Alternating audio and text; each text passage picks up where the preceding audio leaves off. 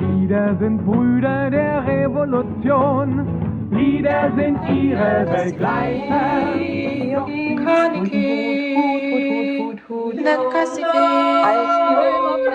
I'm Hannah Judd. I'm Sydney Hutchinson. This is Playing the Archive, a podcast of Second World music.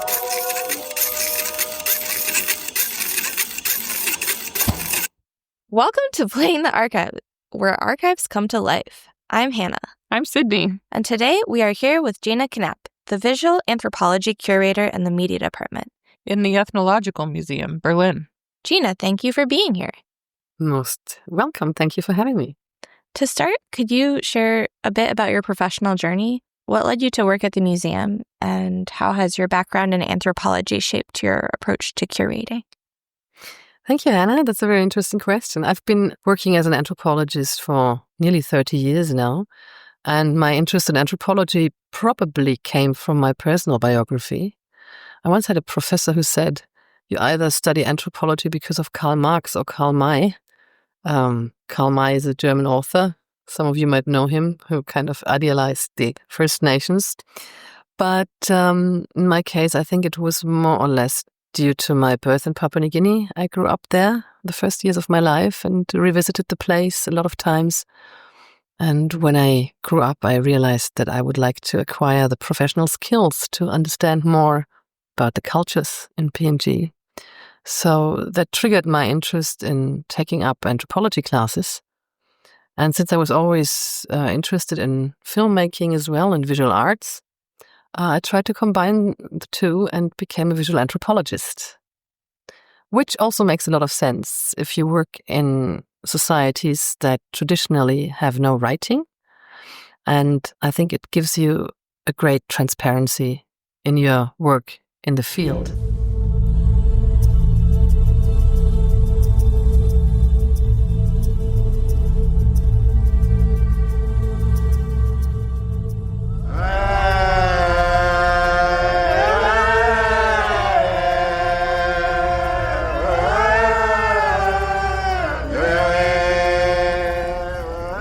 How did it come that your parents were in Papua New Guinea at the time you were born? It's been quite a while, so that was in the early 70s. My father was a teacher, and he was teaching in a local school in a place called Wau in Morobe province. So Wau was the place of my youth. And later I changed the location and got my base in the Eastern Highlands province in a small village near the provincial capital town of Goroka. Great. Well, today we wanted to talk to you about a project that you've recently completed, which is called A Slice of Life. Could you start by introducing this project? It's my pleasure. A Slice of Life actually is never complete, but we have kind of completed parts of it. So Slice of Life project is one of the co-muse projects of the Ethnological Museum. The co-muse is what we call the collaborative museum. And these are projects that have a highly collaborative approach methodologically and also content-wise. So that means that we are working very close together with people and not only working, not only cooperating, but actually co-curating, co-developing. So there should be collaboration in each part of the project. A Slice of Life actually is a threefold project. It has three different, well, let's say layers or aspects to it. So the first one, which is probably the most interesting one for me personally, is the creation of a telenovela, what we would call maybe a grassroots telenovela in Papua New Guinea, and the first of its kind, actually. It grew on the question what to do with a body of data, like 100 hours of audiovisual material that I gathered during about 30 years of working in this village in the PNG Highlands. I was talking with the community and we were just discussing what can we do with this incredible amount of data. I mean, I have used a lot of it for my research, obviously, for my PhD thesis.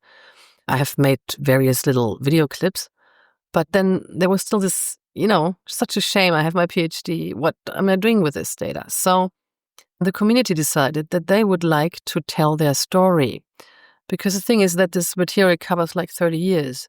People grew up in this material. People died.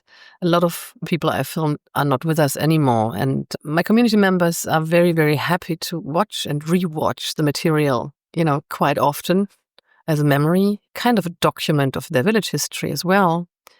So there was a tribal war in the village in 2005, which lasted 6 years. And all these things have been captured, like the destruction of the village, but then also the rebuilding of it, new strategies. So to cut a long story a little bit shorter, people in my village decided that we should make a film out of it. And I would have loved to do so, but I found out that this material has never been filmed coherently. I was always filming with specific research questions in mind.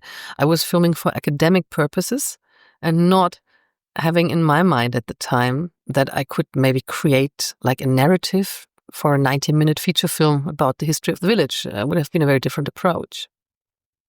So what to do with it now? I have pieces of narrative starting, then not ending. I have endless funerals, or I have weddings. I have life cycle rituals. I have magical practices. I have this and this and this. And of course, there are a lot of characters who appear throughout the whole time because I was living with them or something. But I don't have this coherent narrative. So we decided together that we should actually make a drama and insert parts of my ethnographic film material into the narrative, like in flashbacks, for example. So the community would act themselves. They act their own stories. And when we have a flashback, for example, from one of the main actors, I could actually show him really as a child. Yeah. So merging ethnographic footage with fiction. Also, the stories have been modified because we had to take care. We don't want to, have anybody killed because of stories we reveal of somebody. We don't want to cause any serious problems, obviously. So we adopted the story slightly. But the whole narrative is based on a true story, and it's the story of this village. In the film, we call it Lopatina. The real name is another one. And the decision, and that's super important, was made collaboratively. Of course, the community has all the material. And I can just assure you that it was super exhausting and challenging to create a feature film if you have 900 directors, because this is about the amount of members in the community. And it wasn't like us scripting something and then pushing it through. It was like endless discussions. How should the story continue? Everybody had a say in it. And it was an amazing experience doing the shooting there because people were so engaged. I've never seen a community so engaged in work like in this project. All my previous projects, language documentation, research on concepts of time and this and that, they were all like, yeah, that's interesting. They would all participate and take part. But in this project, people were super enthusiastic, meaning they would clean up the whole village to a extent where I said, please stop, because this is losing any authenticity now. So all the beetle nuts bit that was around, or everything was clean, toilets were built, flowers were planted, people would be on the set long before I was ready. So it was just very intense. And we developed the script. We did not script dialogues. We just kind of discussed what should happen in a scene, and then people would just start acting and making up the dialogues that go along with it. And that was super interesting, also from an anthropological point of view. So to actually give the community the credit here, I want to name them, and this is the community of Knapp in the Eastern Highlands of Papua New Guinea, who have been always wonderful, and I'm adopted into this community as a member of the clan of Siguyalobo.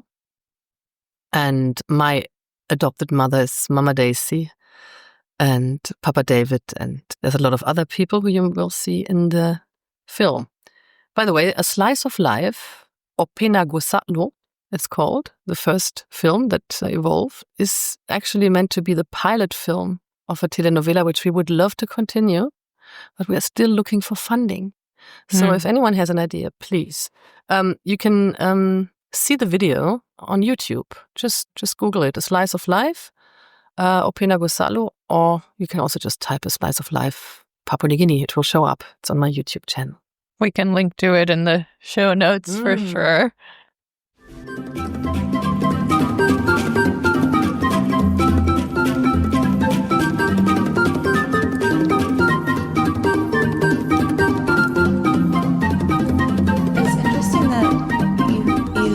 Telenovela, you've also said soap opera before, but the process you're talking about sounds a lot like reality TV, or even anthropologically, like Nanook of the North is also all about this recreating and acting and planning it in front of the camera. What made you choose? Is there a drama element that is making you use these words? Yes, and it's actually, maybe there's a bit of a confusion about the terminology, even in my own head, because I wouldn't even know which genre it is exactly, right? I say telenovela or soap opera because we are seeing this first 42-minute film as an opener, as a pilot film, and we would like to continue. But it's based on true stories. It's supposed to be a series. It's a kind of reality TV as well, but then we have drama in it. I mean, there's acted scenes. It's not just like documentary. It's also not docufiction. So we have a narrative based on true stories, changed, reacted, basically. And I found very touching and very impressive also what people in the community told me about their intentions to do this.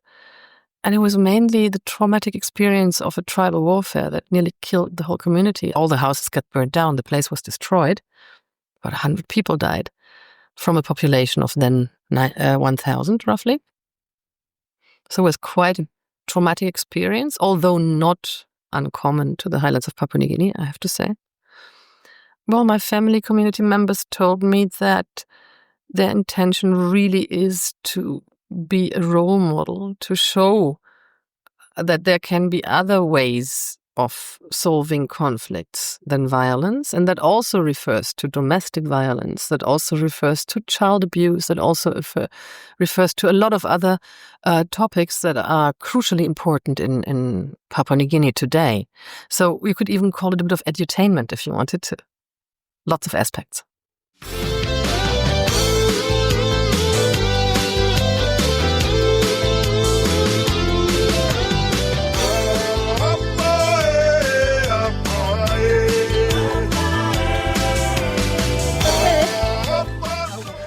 I have a lot of questions about the process, but to follow up on that question that Hannah just asked, I was wondering if you and your collaborators lean toward this idea of telenovela because this is something that's popular in Papua New Guinea. Are people watching things like telenovelas there? Yes. There is no Papua New Guinean telenovela as such. However, people love watching telenovelas from other parts of the world. Very popular Nigerian novelas. Nollywood is big. Also, all these telenovelas from the Philippines, which are super popular. I was always wondering why there isn't actually something like a Papua New Guinean telenovela. And there isn't. And then we thought it would be really nice to do that on a village level. You know, not setting something up in a studio in town, but really going into the real life. And especially since I got all this material from real life, it makes a lot of sense. You have 900 people in the village, you mentioned. You can have a telenovela with 900 characters in it. So I was wondering how you, together with them, decided who would feature in this film or in this series, and if there were any bad feelings among people who were not featured in the series. It's a very, very crucial question. One of the things that I have learned as an anthropologist in Papua New Guinea is probably the most tricky bit is the topic of exchange, reciprocity, who gets what and how much, and to balance all of these things out without causing any troubles, conflicts. And that's a very hard task. So we were organizing a lot in advance. Before we started actually shooting or even starting to develop the script, after we had the idea, we were thinking, like, how can we involve basically everybody from the community? It doesn't have to be everybody, but at least of the 5 clans that exist in Napamogona, each clan should be represented in this project. So that's what we did. Of course, the number of actors was limited, although we also had a lot of scenes where you would see a crowd where a lot of people could just be around and be in the image. But basically what we did was we distributed the whole production process. So we involved members of a clan for getting the firewood. Other people would be the cooks responsible for the catering. Somebody would be in charge of security issues, take care of the equipment. Somebody would be a camera assistant or a sound assistant. Somebody from another clan would be in charge of the wardrobe, So we divided the tasks basically in a way that at least each clan could contribute. Not every individual person. But I think that was okay as long as we had all the clans in there. And with your archival footage, how did that drive the stories that you were then interested in creating in the present? The foundation of this whole idea and the base of the project was the archival footage and the stories that go along with it. So it was clear that the pilot film should start with the crucial conflict that happened during the time of my stay, which was this tribal warfare. And then it could develop into showing strategies of how not to do war or how to solve conflicts differently in the next episodes. The pilot film actually deals with a building up of tensions and ending with the questions, will there be a war or will there not be a war? And then, once we have the opportunity to continue with our series, we already have the thing in mind. We have already scripted. But we're still waiting for the chance to do it.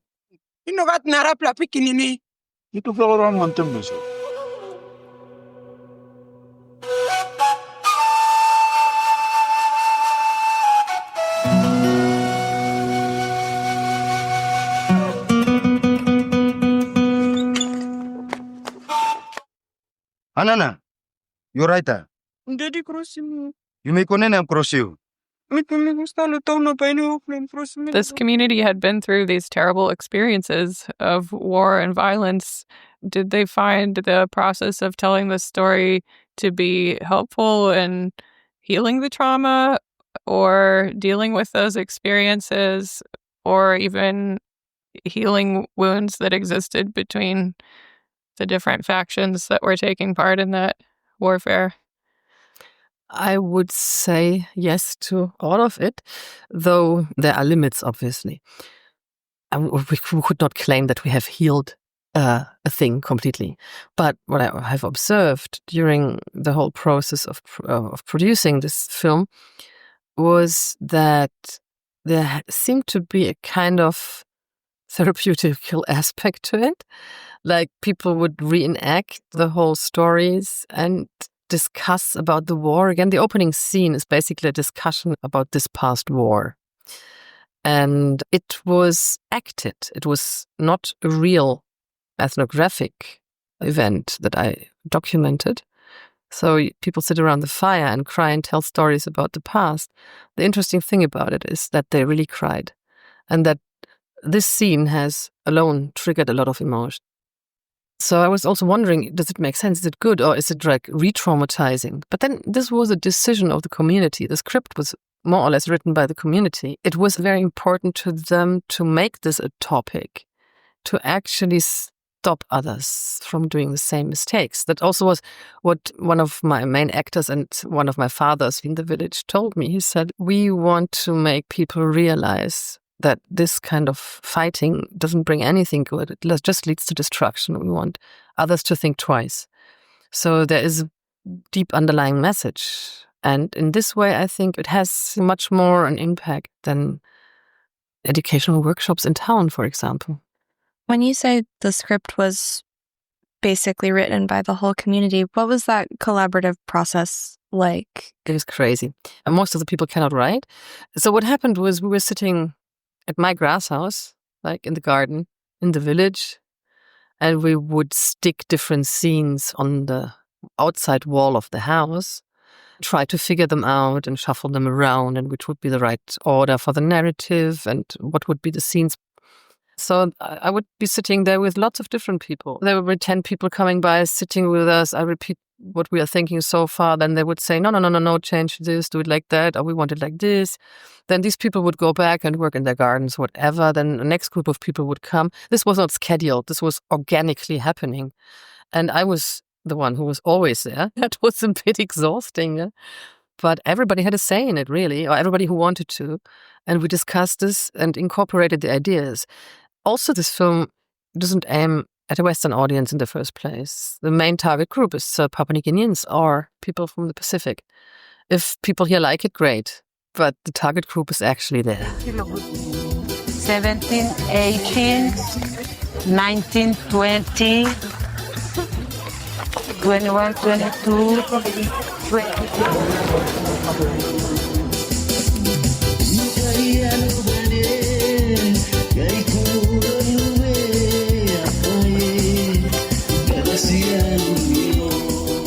Can you then talk about screening it for different audiences, both in Papua New Guinea and here in Germany? Yes. And here we come to the second aspect of this quite large project, Slice of Life, which is that actually a little film festival evolved around this. The film festival is also called Slices of Life, so plural. Ethnographic film fest that we hold biannually at the Humboldt Forum in Berlin, and which is at the same time partnered with the German Ethnographic International Film Festival in Göttingen, so we're cooperating. And the name of this film festival really came from my Papua New Guinean film, because it was screened there first in 2022. That's when we screened it here in Germany, and it was quite successful. Not in financial terms, obviously, but in numbers of people who saw it. And that was nice. We screened it at the festival. We screened it at different small cinemas in southern Germany as well, in Berlin. And we have now just decided to put it up on YouTube, which some people might find stupid, but the most important thing to us is that people in Papua New Guinea can watch it. So it's nice if we show it to a Western audience, but the people there have to have access. And this is the easiest way nowadays. So this is the second part now. An Ethnographic Film Festival has grown out of this. And we're doing this every second year now. And we are inviting ethnographic filmmakers from all over the world. It's all under the aspect of collaboration. How do you collaborate in ethnographic film? We try to focus also on indigenous filmmakers or aspects of collaboration. And the next one will be in 2026 in May. How did people react to A Slice of Life in the last film festival? They loved it a lot. We also had, of course, 3 of the main characters here, which was great because people could actually get to know them and hear their stories again from their own mouths, what had happened in the villages, how everything started. So it was received very warmly and quite successful. And I think it could work as a telenovela, as a series, even for channels like Arte. But I'm not sure. I'm not good enough at marketing myself, I guess. Our project. With the decision to put it on YouTube, were there any concerns around just sort of distributing people's video images, or was it just agreed? Exactly. So it is all agreed upon. I mean, as I said, the whole process was collaborative. So people know about it and are proud actually to be on YouTube, or that people can watch the film. Mm-hmm. Of course, you're a visual anthropologist and we're ethnomusicologists over here. So I have to ask, is there a soundtrack in the film? Is there music used there? That's also quite an interesting thing, what kind of music to take. We decided in the end to take PNG pop, but from the region and sung in Bina Bina language. Bina Bina, is the language group I'm working in, one of the Papuan languages. And so there's music in Bina Bina from an artist from a neighboring village, basically. Mm-hmm. Nice. You mentioned using your footage that you collected through your own past research, so your own personal archive. And here you are working in an archive in this museum. Have you also used any archival materials from here or have plans to? No, because we don't have anything from Bina Bina area. I mean, I would really prefer if we continue shooting this in this location, and then I would prefer to have music from the location as well. So I would not like to put anything else from Papua New Guinea just to have some soundtrack.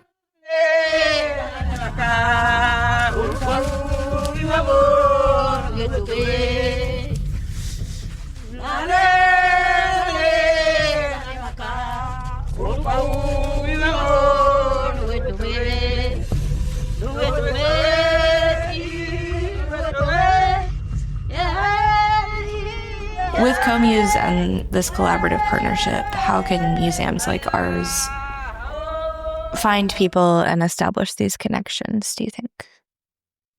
First of all, I think it is of crucial importance that especially ethnological museums today acknowledge and really practice collaboration, transcultural collaboration with the partners. There's a lot of lip service, that people talk about it, but then when it comes down to the nitty-gritty bit, it means that you actually really have to give away power. So, it was not that easy for me when I am having a script in mind to totally change it 1,000,000 times because of my partners, but it made a lot of sense. Even if there's parts in it where I think, oh, this is a bit too much. There are parts in it, when you show it to a Papua New Guinean audience, they will crack down laughing. And a Western audience will just look and not understand the jokes. So I think that, first of all, collaboration is an absolute must nowadays. And talking about true collaboration, that involves reciprocity. So it should be really a fair give and take. And there should be a mutual interest and a mutual benefit. It sounds like this should be totally normal. And it sounds very banal, but it's not. It's not the reality. However, I have to say that we are here in the Ethnological Museum Berlin really starting to do that. And I'm very proud to say that we are one of the first institutions, I think, who are really officially going into this collaborative mode. And not only saying it and making a couple of projects, but really also conceptually thinking about it. What does it mean? How do we implement this into the practical work in museum projects and also in the general flow of museum work? So actually, we're going to take it a step further, hopefully, that people also should be here co-curating, setting up topics. Back to your question, how to find the people. In my case, it was easy because I know these people since I was a kid. In other cases, not so easy, but we apply different methods. One of them is that we are contacting people we have had projects with before. It's not like the Ethnological Museum is starting collaboration today. There have been lots of projects in the past that have been more or less collaborative. We have a lot of partners. So there's a place to connect. Another attempt now was to make open calls for residency. We were a bit overwhelmed. I think there were more than 300 applications and only 3 could be chosen. So there was a bit, wow. But this is also a way. Well, we of course hope that you will find funding and be able to continue this project and make more episodes.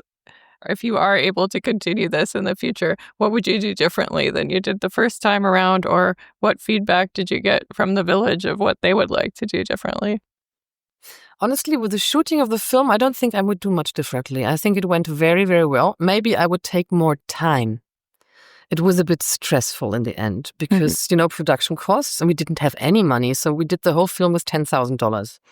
That's not much. So I would maybe take a bit more time for the whole process. I think I would also be a bit more transparent, but that's not really me. That's more about the relation between the production company and there were some misunderstandings which could have been avoided easily. Nothing dramatic, but the expectations were not really met in some ways. But I'm always returning to the village and bringing people over here for projects, and so we're on very good terms. One thing that I have to say is super important from the body of data I got, this 100 hours of footage that I mentioned before. We are also working, and this is the third part of Slice of Life project, we are working together on the material. As you can imagine, some of my material was biased, not through me, but through the people who gave me interviews, people who had a specific interest in giving me this particular information. And when I showed it to other people, they would say, no, that's not right. So we're going through all this material again, and we are trying to get as many perspectives on this material as possible. I'm not sure if I can achieve that until I retire, but we're trying our best. I'll give you an example to make it a bit clearer, is that one of the persons has given me long stories about land, about the history of the tribal land. Like when they came first to settle there and who came first, etc., etc. And I, of course, recorded everything. I noted it down. I even quoted all this in my PhD thesis. And then showing the material later to other people, they were like, no. This is not the true story. Mhm. This person just did it because he wants to have a claim to a specific land. Such things can have big impacts Yeah. if you get it wrong. The whole footage is now here in the archive of the Ethnological Museum. I donated it.